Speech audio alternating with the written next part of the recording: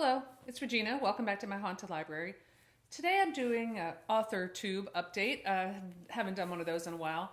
I am working on finishing up two novels. One is the fourth and final book of my YA series, The Dark Hollow Chronicles, and the other one is a novel that I started years ago that I finished. I just have to edit it, and that is called Fashion Victims. It's kind of more like a thriller than horror. And I decided to take a little writer's retreat for myself this week. And what I did was I rented a cabin in the woods and I brought this book with me, which wasn't the best idea. This is The Nest. I did a review on that. Why it wasn't a good idea, because these little killer cockroaches strike people in the woods. So I was a little scared reading it, but I'm a country girl at heart. I love being in nature. So to just rent a little cabin, very bare bones, and it was just me and Lily and a beautiful lake. This is in Upper Bucks County.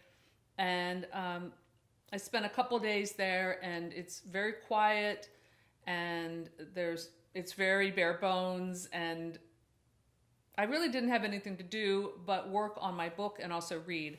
When I finished The Nest, I started reading The Great Hunt, the book 2 in the Wheel of Time series by Robert Jordan, and that was actually a really good choice for that kind of environment. But I got a lot of work done on my novel, and I also, not only did I work, but I didn't work, in that I just sort of meditated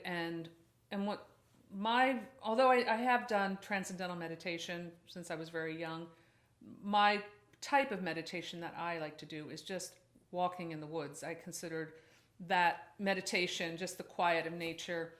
Lily and I took a couple hikes, and that I found very restoring. So I put together a little clip from that, so we'll cut to it right now.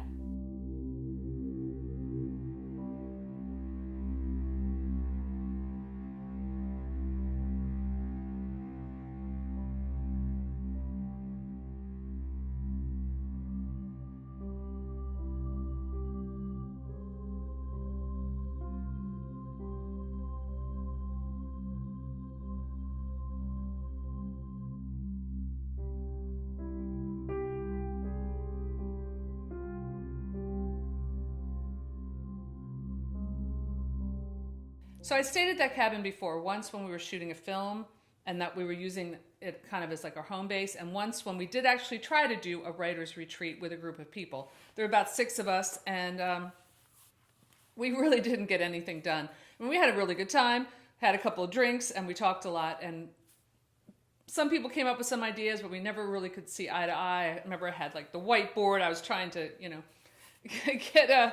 get some ideas flowing for a horror film, which was what that brainstorming was about, but nothing really ever came of it, but we did have fun. And it kind of reminded me of when there's, and I'll link it below if I can find it on YouTube, there's this great film that I believe was on BBC with Clive Barker's Dinner Party, and it's Clive Barker and I know Lisa Tuttle, who's a really good writer, John Carpenter, Ramsey Campbell, Roger Corman, maybe someone else. Anyway, they're sitting around a table, drinking wine, eating dinner, and coming up with an idea for a horror script or horror story. And it goes way off the rails, It's really kind of funny to watch. Ramsey Campbell doesn't really say a word, and John Carpenter kind of shuts down every one of Clive Barker's, crazy ideas. It's very interesting to watch, but I don't know if it really works. For me, when I started doing this writing thing, I'm really like kind of flying solo. When I work on films, obviously that's collaborative, and that's really fun. That has its own challenges, but it's also its own rewards. I just find that, not just having the quiet and sort of discipline to sit down and do some editing, which I did. It was also just the quiet, the meditation.